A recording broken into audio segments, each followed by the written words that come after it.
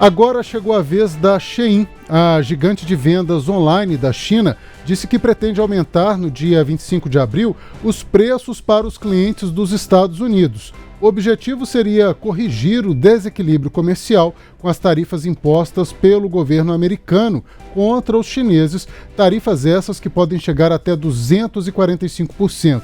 De acordo com agências internacionais, cerca de 4 milhões de encomendas de baixo valor vindas da China chegam aos Estados Unidos todos os dias. Essa é só mais uma das reações às medidas protecionistas de Donald Trump, que não parece se intimidar. Hoje ele atacou o presidente do Fed, o Banco Central Americano, e disse que ele não está errado na política de juros e ainda pediu a demissão dele. Em uma rede social, Trump disse o seguinte, vamos acompanhar aí na tela.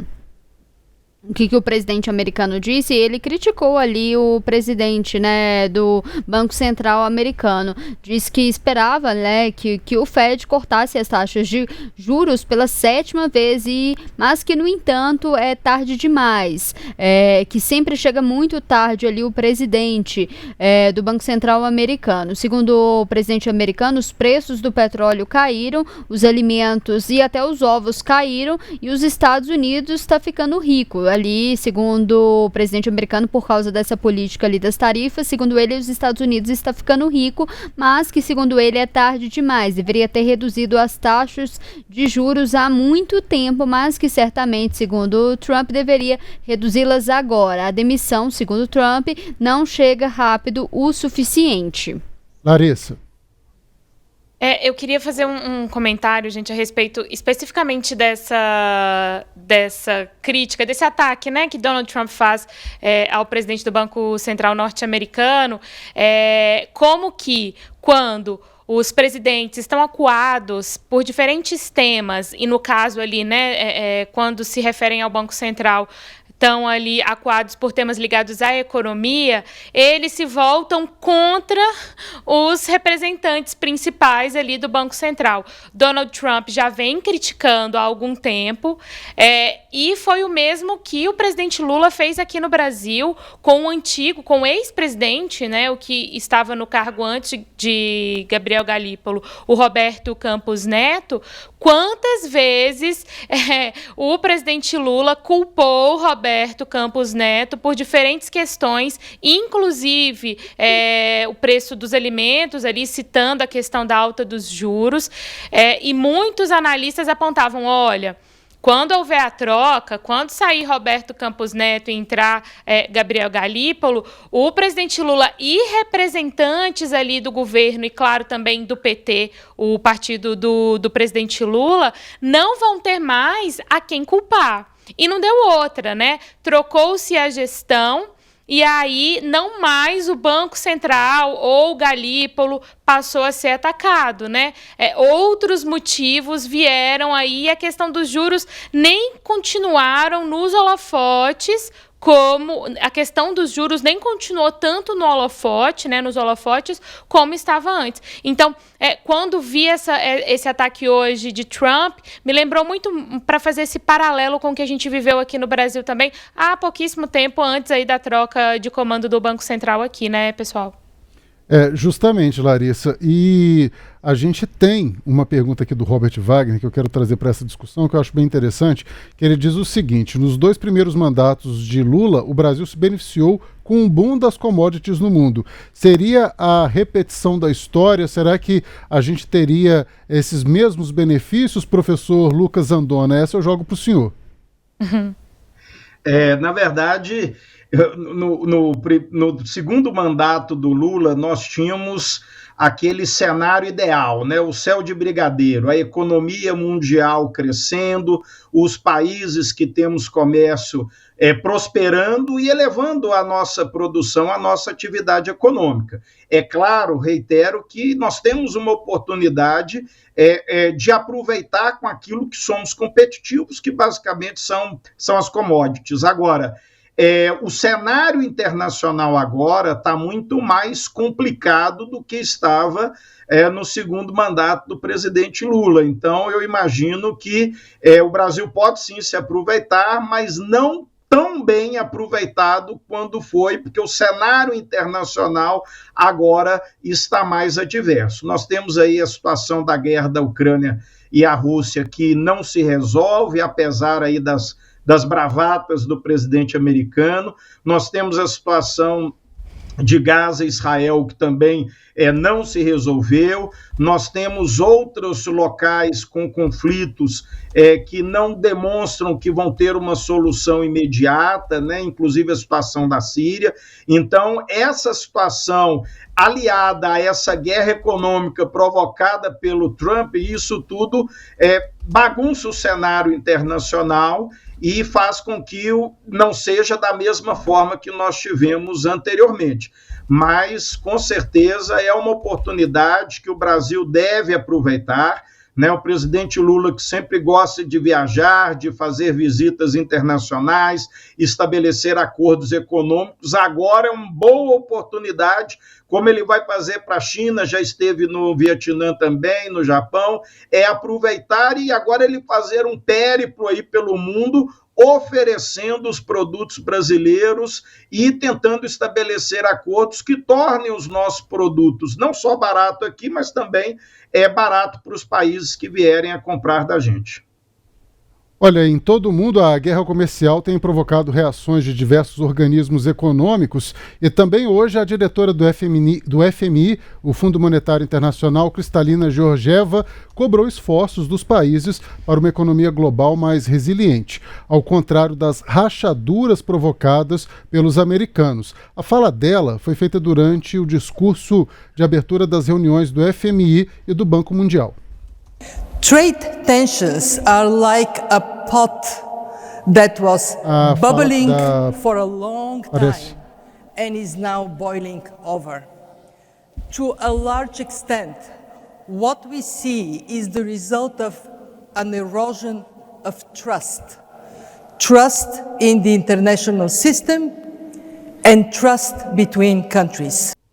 Ou seja, a diretora Ana Letícia cobrando que os Estados Unidos repense o que estão fazendo. Na verdade, diversos organismos, como eu bem disse, têm dito que é exagero e chocante o que Trump tem feito. E essa palavra chocante foi a própria justiça americana que acabou de dizer no fim da tarde de hoje. Pois é, eu quero até aproveitar para chamar também daqui a pouco o professor para a nossa conversa, porque a gente vê ali organismos, várias entidades internacionais se manifestando dessa política do presidente americano, mas hoje o presidente americano Donald Trump, ele também tem buscado reforçar parcerias com governos de extrema direita. O presidente americano recebeu na Casa Branca hoje a primeira-ministra da Itália, Giorgia Meloni. Eles conversaram sobre diversos assuntos como a guerra na Ucrânia, parcerias militar e, claro, as tarifas americanas. Vamos ouvir a primeira-ministra e também Donald Trump.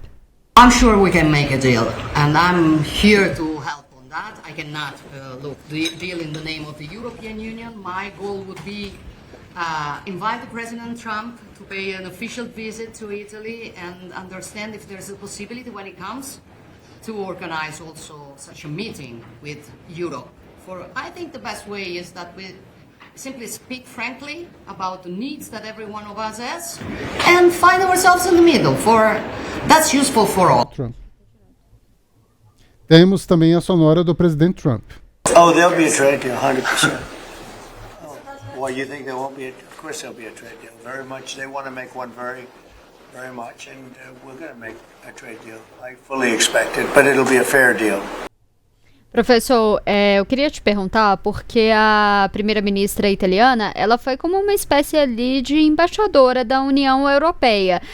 Como que o senhor avaliou essa conversa, né? O presidente americano elogiou, até a linguagem corporal a gente viu que é diferente, né? O presidente americano, que não gosta de escutar muito, escutou ela, elogiou o sotaque dela, escolheram ali ela justamente por ter uma proximidade ali com algumas pautas, né? Imigração, com o presidente americano.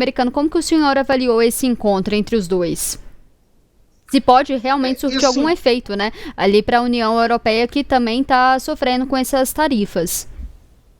Exatamente. Eu acho que esse encontro é um encontro de uma afinidade ideológica, mas nós precisamos perceber que a União Europeia, ela negocia em bloco.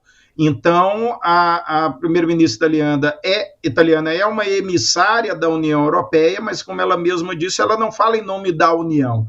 Então, isso precisa ser ajustado.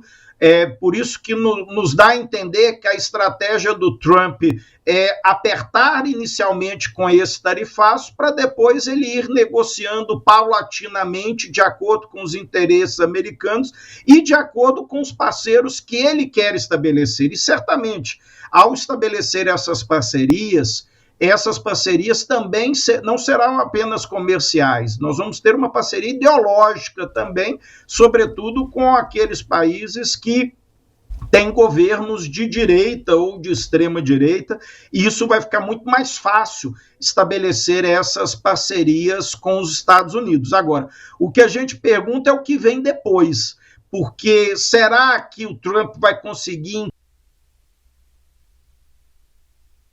Parece que a conexão do professor falhou. Professor Lucas?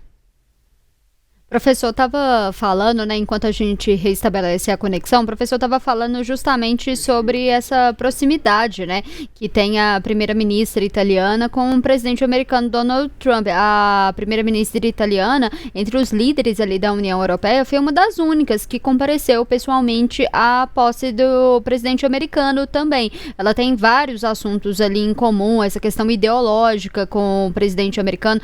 Durante essa conversa, né, ela falou alguns assuntos ali também que interessam muito aos Estados Unidos. Ela falou de uma necessidade de aumentar a segurança nas fronteiras, e isso é uma questão que, consequentemente, é muito benéfica para os Estados Unidos, porque os países compram armamentos, todas essas questões dos Estados Unidos, e ela foi muito bem brifada, né? Vamos dizer assim. Ali ela conversou, ali vários jornais internacionais deram isso, que ela conversou com o Emmanuel Macron e outros líderes ali de países europeus antes de conversar com o Donald Trump. Ela foi ali, ela não negocia pela União Europeia, mas nesse momento, e nem que a presidente ali do bloco da União Europeia conversou com o Trump das tarifas. Ela foi a única ali que, nesse primeiro momento ali, tentou um diálogo com o presidente americano. A Itália é um país que tem sido bastante afetado por conta dessas tarifas, principalmente por causa da indústria automobilística também.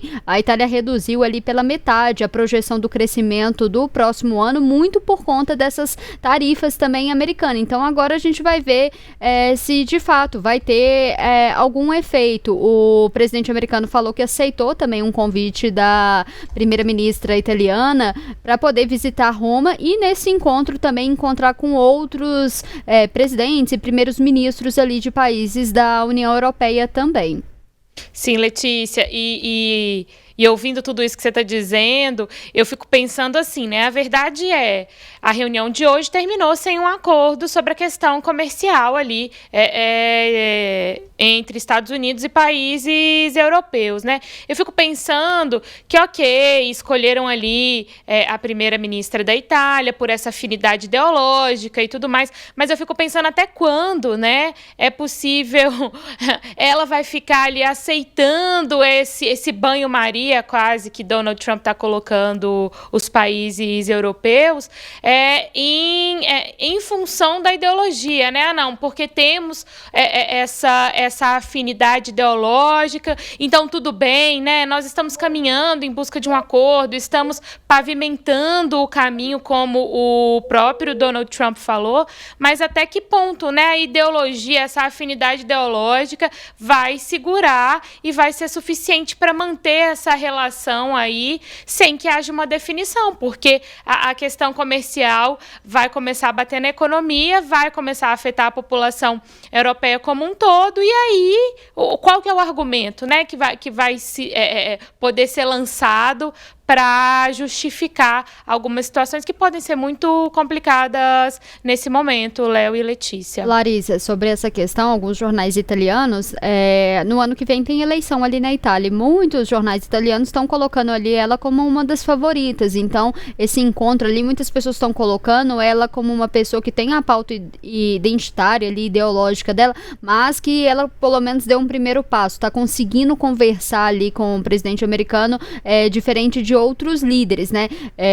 Pode ser um voto ali realmente de confiança se ela vai conseguir ser uma interlocutora ali da União Europeia, né? Se ela vai tentar negociar essa isenção ali também para os aliados europeus. Vamos aguardar, né? O que vai acontecer nos próximos capítulos dessa história aí de tarifas que todo dia tem uma novidade. Exatamente. Professor Lucas Andona, como bem disse a Letícia, a gente vai ter ainda vários outros desdobramentos sobre esse tema e contamos com a participação do senhor em outros momentos também, mas por hora quero agradecer a sua participação aqui no Tempo News. Seja sempre muito bem-vindo. Ótimo, eu permaneço à disposição, agradeço pela oportunidade, espero ter contribuído aí para esses debates desses temas que são tão atuais e tão polêmicos da nossa atualidade. Muito obrigado.